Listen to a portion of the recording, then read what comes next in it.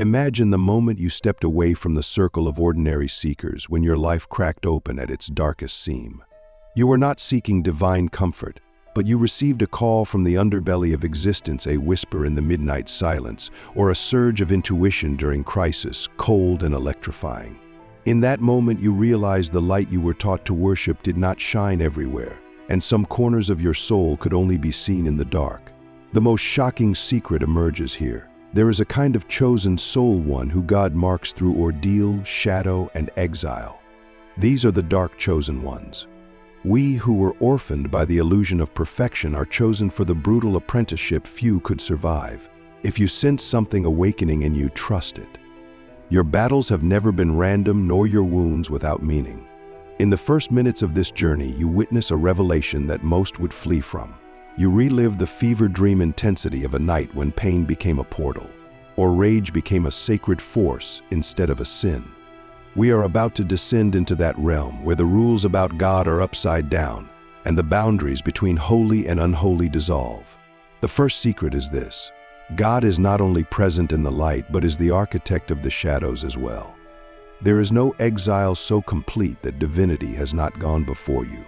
When you suffer, feel jealousy, anger, or burning grief, you are not banished from grace. You are being initiated in a curriculum reserved for those who can handle cosmic contradiction. Have you ever wondered, in your worst loneliness, could God actually be nearer in suffering than in joy? The next secret is even more unsettling. The prayers of the dark chosen one are answered with fire, not comfort. Ordinary souls ask for safety and are sheltered, but when you pray, all that is false in your life is set ablaze. What you love but is not yours to keep is destroyed. Habits and relationships not serving your destiny are ripped away. God trusts you with loss because only your kind can carry the creative power that blooms after devastation. We mistake sanctuary for a sign of favor, but your path is proof that true favor is the license to be shattered, reformed, and forged again and again. The reason your life is cyclical with birth and death, creation and destruction, is because your very existence is disruptive spiritual technology. What would you create if you finally let everything that must die, die without bargaining or blame? The third secret is about perception. The dark chosen see what others cannot bear: to look at hypocrisy in the saints, corruption in the virtuous ghosts lurking behind every mask. God grants you vision not to torment you, but to make you an instrument of both judgment and mercy. Your awareness of hidden pain, projected evil, and denied wounds isn't a curse, but your compass. We are trained to see only half the story and call it truth, but your eyes do not obey the censors of consensus. You can hold paradox, blessing in the broken, evil in the holy, and divinity in the disowned. This vision hurts, but it is sacred. Where in your life are you pretending not to know what you deeply know? What beauty or ugliness are you being asked to see and name, no matter the cost? Click subscribe to this channel to get more profound insights. The next secret is that intimacy with God is forged in defiance, not obedience. While most religions teach surrender and trust, the dark chosen are required to wrestle, bargain, even shout at the divine. God does not fear your doubt or your rage. Audacious prayers, those screamed in anger or shaped in rebellion, become catalysts for miracles only you could summon. Through the wrestling, you become not just a follower but a co-creator, forging a relationship with the divine that cracks open new dimensions of power, wisdom, and authority. There is something holy in saying no to easy answers and refusing to settle for inherited beliefs. Where do you need to confront God? To bring your deepest arguments or confessions, even at the risk of breaking every rule. Midway through your story, a strange calm appears amidst the violence of spiritual warfare. When you act from the marrow of your own truth, even if it is misunderstood or called sin by others, you feel suddenly supported by coincidences, signs, or wild reversals. This is the fifth secret. God's real favor is not in the rewards society recognizes, but in the uncanny survival of your soul against impossible odds. You see that those labeled as troublemakers, witches, or outcasts were often God's secret weapons, moving in the world on behalf of evolution, not order. Survival, not sainthood, is your sign of blessing. The fact that you are still here, forging meaning from chaos, is living evidence of the divine's protection. What have you survived that rational explanation cannot account for?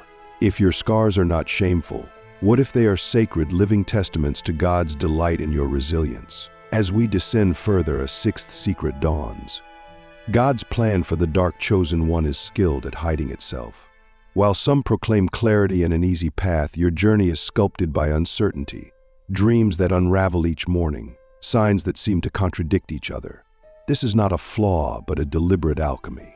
God shapes you not with certainty but hunger, requiring you to hunt, question, and challenge every answer, even the ones that once saved you. Your faith is less about dogma, more about the gut-deep willingness to walk in mystery, to make a torch of your own confusion and use it to guide others through terrain where no maps exist. If doubt was not a poison but a tool, what territory within you would you dare to explore and claim with new eyes? The final secret is paradox itself. The darkness you walk is a kind of radiant containment, an unspoken alliance between the human and the divine that cannot be explained, only endured and then embodied. God uses your shadow not as punishment, but as a laboratory. Each sin, mistake, or longing for forbidden wisdom refines your discernment. You become a vessel that contains both venom and medicine, seeing firsthand that what the world fears in itself, the divine trusts you to hold. This is a holy assignment few can stomach, to stand inside contradiction, to love fiercely what others throw away, to redeem the unredeemable in yourself and in others. By lifting the unwanted into the light, you reveal that God's love is largest where people believe it cannot go. Can you hold what is both beautiful and ugly within yourself, not in shame or arrogance, but with a secret nobility that honors both your gift and your cost? As the journey intensifies, we see that your life story is not simply a personal narrative, but an underground scripture read by few, but resonating through generations. Each act of integrity that cost you comfort, each day you stare down hopelessness and still rise, is a verse written in the language of transformation. You are the evidence that God does not want perfection but participation. The divine seeks your wild honesty, your willingness to challenge, your refusal to abandon the wounded parts, because that is how the world is truly healed. You embody a version of loving that refuses to look away, reach for easy redemption, or rush toward tidy conclusions. What new kind of hero would you be if your legacy wasn't about purity, but about the courage to sit with the brokenhearted, both within yourself and in the world? Practical wisdom for the dark chosen is to ritualize moments of both shadow and revelation. Do not hide from your own rage or grief. Write it, dance it, speak it to yourself and to God. Befriend your own shadow, for in doing so, you learn to spot its lessons and transform its energy into power. Learn to cultivate stillness even when chaos reigns around you. Sit with the ache and let the presence of the divine reveal itself, not in booming voices, but in the subtle pulse of endurance and being. Seek out others who walk a similar edge. Do not settle for shallow consensus or mimicry, but build bonds forged in truth that is raw and unedited. When you support another in their deepest struggle, you weave something unstoppable. A lineage of those who know that light and dark are different facets of the same diamond. One super deep practice for us is to bless the forbidden and the forsaken, to meditate on the possibility that what we or society most fear holds the key to a greater liberation. Even as you engage with what is hardest, be it your own anger, your desires, your unpredictable misfortunes, ask, what if this too is God's teaching in disguise? Who would I be if I could trust that my journey through darkness is producing not only wisdom, but a new capacity to embody divinity that the world cannot even imagine yet? Invite yourself into the wildness of a faith that needs no proof, only the courage to become the question that fueled your life from the beginning. Do not grasp for immediate answers. Instead, live these mysteries in your bones and dare to become someone who carries the secrets God trusts only to those burned, refined, and illumined by the dark. Our lives are not cautionary tales but living experiments, proof that the divine is not afraid of anything alive within us. In embracing this, we become guides, not gurus, lamplighters for souls unafraid to look into the abyss and see the face of love staring back. The world is watching to see whether we falter or thrive in your uncertainty. Let there be power.